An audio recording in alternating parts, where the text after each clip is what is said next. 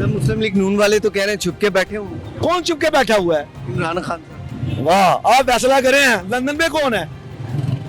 वो तो बाहर तो निकले ना, उधर कमरे पे बैठते हैं, सिक्योरिटी है।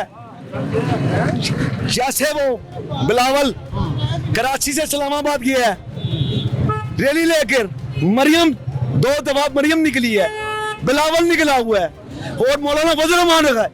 एक हमने देखी कुछ जाति, एक जाति देखी आपने?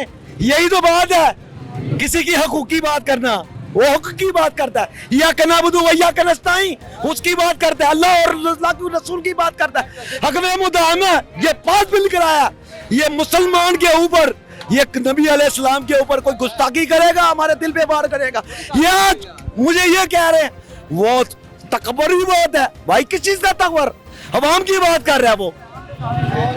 बताए ना आप ये इतने लड़के पूछे, गुजारा हो रहा है इस टाइम किसी का?